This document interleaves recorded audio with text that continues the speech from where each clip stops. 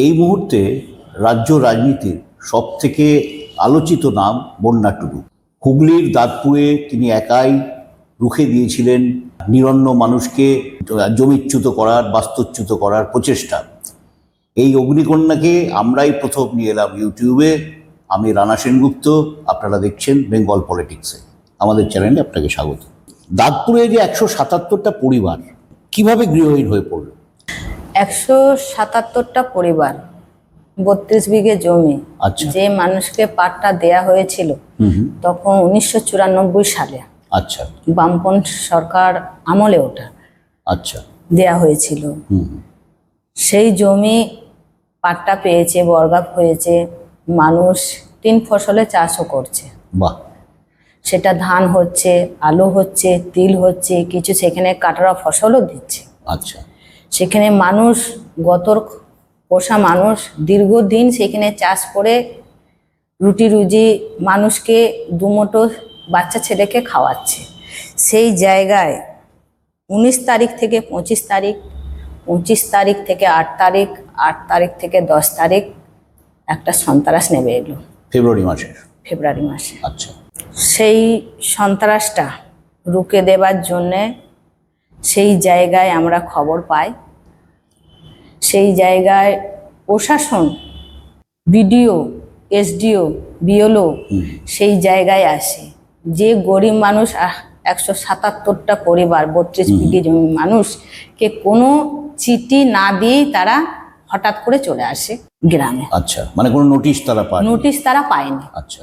না, এইটা কি এরকম কথা শোনা যাচ্ছে যে এই যে 177 জনকে, এদেরকে ওই লক্ষ্মীর ভাণ্ডারের টাকা পাওয়ার নাম করে পাট্টার কাগজ যে ফেরত দিয়ে দিচ্ছে, এরম গোছের একটা সই টই করিয়ে নেওয়া হয়েছিল। দেখুন, এখন তো রাজ্য সরকার তো এখন ধরতে গেলে চোরের সরকার, বিভিন্ন প্রকল্প শুরু করেছে। কেউ বলেনি যে আমাকে লক্ষ্মী ভাণ্ডার দিতে হবে। এখন একটা সরকার জমি দিয়েছে আর একটা সরকার নেবার জন্য কি করে গরিব মানুষের কাছ থেকে জমিটা উদ্ধার করার জন্য বিভিন্ন প্রকল্পের মাধ্যমে সেটা সইটা করেছে তারা। আমরা যখন বারবার তাদের সাথে আলোচনা করি, বারবার পাড়াতে বসি, রাতের পর রাত, দিনের পর দিন ওখানে করেছি আমরা। সেখানে বলেছে আপনারা কি সই করেছেন? বলছে হ্যাঁ, তার স্বামী বলছে, মা বলছে, একটা মহিলা বলছে, একটা বাচ্চা ছেলেও বলছে যে আমার মাকে একটা কাগজ দিল। সেখানে কিন্তু গরিব মানুষ, বুঝতেই পাচ্ছেন, খেটে খাওয়া মানুষ, অত লেখাপড়া জানে না। সেটা আছে ইংরাজি ফর্ম। সেখানে তাদেরকে বলা হচ্ছে আপনাদের আবাস যোজনা ঘর এসেছে, এইটা ফর্মটা ফিল আপ করে সই করতে হবে। তারা গরিব মানুষ সই করে দিল। আরেকজন বাড়িতে গেছে যে আপনার 500 টাকা হয়েছে, আরো 500 টাকা বাড়িয়ে দেবার জন্য আপনি এইখানটা সই করুন। তারা সইটা করেছে। সেই সইটা যে সরকার একটা কাজ করে দেখাচ্ছে, কারণ হচ্ছে ওরা কি বোঝাচ্ছে যে গরিব মানুষ সই করে দিচ্ছে। গরিব মানুষ খেটে খাওয়া দিনের পর দিন যারা মাঠে পড়ে থাকে তারা কিন্তু বোঝেনি যে আমরা কোনটায় সই করছি। তারা সইটা করে দিয়েছিল। সেই জন্যই সরকার বলছে যে আপনারা সই করে দিয়েছেন, যে জমিটা যাদের জমি তারা পেয়ে গেছে। মানে সম্পূর্ণ ভুল বুঝিয়ে সই। হ্যাঁ, সম্পূর্ণ ভুল বুঝিয়ে তারা সইটা করেছে। আদালত তো স্টে অর্ডার দেয়নি। না। তাহলে কি হবে এবারে? না, দেখুন, আদালতের কাজ আদালত করবে, কিন্তু গরিব মানুষ খেটে খাওয়া কাজ গরিব মানুষ করে দেখিয়েছে বা দেখাবে। জমি আদালত বলছে আপনারা সই করে দিয়েছেন, যেন বিডিও, বিএলও, বিডিও নিয়ে এসেছে, তারাই তো আসবে প্রশাসনকে সামনে রেখে জমিটাকে নেবার জন্যে। কিন্তু গরিব মানুষ এক জেজ, ওইখানে আমরা যেটা রুখে দাঁড়িয়েছি, জমি সরকার দিয়েছে, সরকারই রুখতে পারবে, থাকুক আর না থাকুক, লাল ঝান্ডাই রুখবে, কিন্তু জমি কোনো রকমে ছাড়া যাবে না। মানে যতই চাপ আসে প্রশাসনে থাকলেও সে জমি ছাড়া যাবে না। এটা জেজ, এটা বা চ্যালেঞ্জ। আচ্ছা, আপনারা কি আরো উচ্চতর আদালতে যাবেন বলে ভাবছেন? হ্যাঁ, আমরা উচ্চতর আদালতে আমরা যাইনি, গেছি। আমরা কাজ ধারাবাহিক প্রচেষ্টা চালিয়ে যাচ্ছি। এই যে 177টির মানে পরিবার, এদের কি অনাহারে দিন কাটছে এখন? অনাধারেই দিন কাটছে। সরকার যা মজুরি দিচ্ছে সেই মজুরিটা পাচ্ছে না।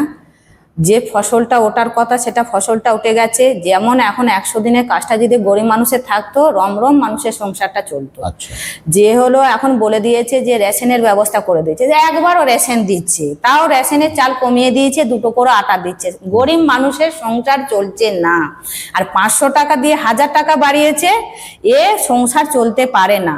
একটা বাচ্চাদের টিউশনি করতে গেলে 500 টাকা, সর্ষের তেলের দাম, ডালের দাম, চালের দাম যা বেড়েছে, ওষুধের দাম, এই 1000 টাকায় সংসার চলে না, এ চলতে পারে না। এবং এই 1000 টাকাটাও কি পৌঁছচ্ছে না, মানুষের হাতে? সবাই পৌঁছাচ্ছে না। কারণ হচ্ছে যেমন রেশনের মাল, অনেকেই রেশনের মাল টিপছাপ না দিলে রেশনের মাল পৌঁছাচ্ছে না।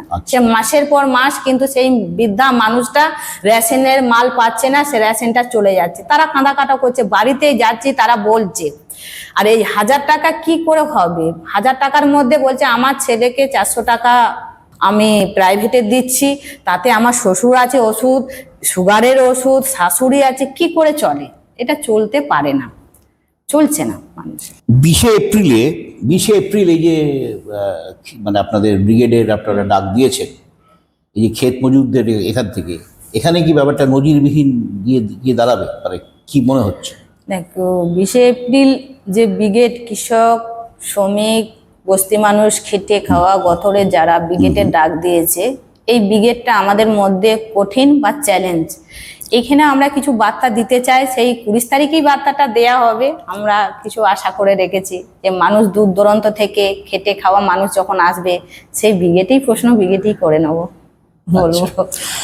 দাঁতপুরে এই যে আন্দোলনটা হলো, এর দ্বারা কি এলাকার ওই গোটা হুগলির কথা বা গোটা দাঁতপুর থানার কথা বলছি আর কি আমি, ওই এলাকার যারা গরিব মানুষ, ক্ষেত মজুর, নিরন্ন মানুষ, তারা কি এখন সিপিএম এর প্রতি একটা অন্যরকমের আস্থা দেখাচ্ছেন এই সময়টাতে?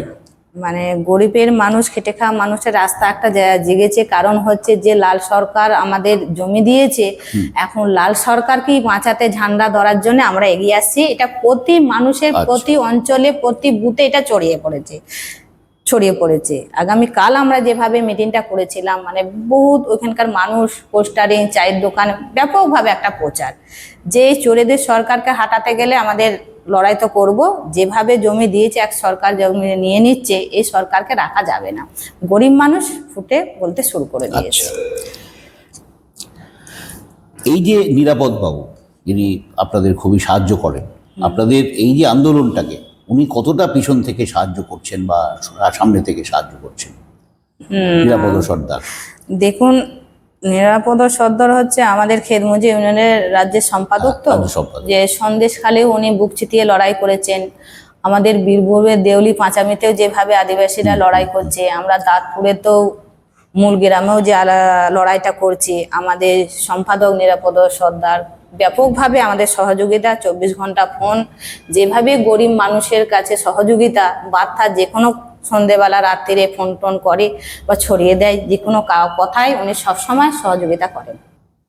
দিদি, এই যে আন্দোলনটা যখন চলছিল, ওই সময় দেখা গেছে আপনি এখন সামনে থেকে স্লোগান দিচ্ছেন, মানে আপনাকে দেখে শহরের মানুষজন বলা শুরু করেছে যে সিপিএম এর এক অগ্নিকন্যার জন্ম হয়েছে। তো এই ব্যাপারটা, মানে আপনার কাছে এই আন্দোলনের প্রেরণাটা এই 177 জন পরিবারে কি? দেখুন, এই সামনের সাথীদের লড়াই আমি খুব লড়তে ভালোবাসি, খুবই ভালো লাগে। কারণ লড়াই করতে, ঝান্ডা ধরতে, মিছিলে হাঁটতে, মানে আমি প্রথম থেকে যখন রাজনীতি লিবিয়েছে, পুলিশকে আমি কোনো রকমে পছন্দ করতাম না। কারণ হচ্ছে পুলিশে যেভাবে মানুষের ওপর অত্যাচার করে, কারণ হচ্ছে সামনে যেভাবে মেয়েরা আমার সামনে কাঁদছে, যেভাবে ওরা আমার পাশে আসছে, সেই লড়াইটা যদি আমি দেখাতে যদি না পারি, একদিকে ঝান্ডার লড়াই, একদিকে বাচ্চাদের লড়াই, একদিকে মায়েদের লড়াই, একদিকে আমার ভাইয়েদের লড়াই, এই লড়াই আমি একটা রাজনীতি করি, যেহেতু সিপিএম এ ঝান্ডা ধরি। কারণ হচ্ছে সামনে যদি আমি রুখে না দাঁড়াতে পারি, পুলিশের সাথে যদি মোকাবেলা যদি করতে না পারি, তাহলে আগামী দিনে লাল ঝান্ডার মানুষ আমাদেরকে চিনবে কি করে? দীর্ঘদিনের যে আমাদের লড়াই, লাল ঝান্ডার যে লড়াই, যে মানুষের পাশে থাকা, মানুষের পাশে লড়াই, এইটাই হলো আমাদের কাজ। এই যে শূন্যতা চলছে, এই যে লাল ঝান্ডার কথা বলছেন আপনি, শূন্যতা চলছে, দল আবার ফিরে আসার যে প্রচেষ্টা চালাচ্ছে, এর মাঝে মানে আপনাদের মতন মানুষজন কি এই লড়াইটা না করলে কি সিপিএম এর প্রত্যাবর্তনটা হবে? মানে কিভাবে দেখছেন এটা? দেখুন, এটা তো মমতা সরকার ঘোষণা করেছিল যে সিপিএম এ দূরবীন দিয়ে দেখা যায় না, সিপিএম দের জিরো আছে। কারণ হচ্ছে লড়াই ময়দানে আমরা যাই, যতই উনি মিথ্যে অপবাদ দিক, কিন্তু গরিব মানুষের লাল ঝান্ডা কিন্তু লড়াই কিন্তু চলছে, সামনের দিকে লড়াইটা চলছে বা আসছে। উনি কিন্তু বুকে কাঁপুনি আমরা ধরিয়ে দিয়েছি। কারণ হচ্ছে উনি পঞ্চায়েত ভোট করেছেন, লোকসভা ভোট করেছেন, 26-এ বিধানসভা ভোট করাবেন।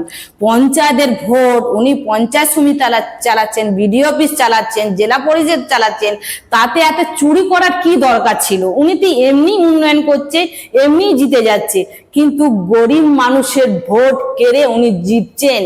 এইবারে আমরা দাঁতে দাঁত দিয়ে লড়াই করব, কারণ হচ্ছে 26-এ নির্বাচন আমরাও দেখিয়ে দেবো কিভাবে চুরিটা হয়। সে চুরিটা আগামী দিনে এই খেত মজুর সংগঠন, শ্রমজীবী মানুষরা কিভাবে সামনে থেকে লড়াই করবে আর রুখে দাঁড়াবে।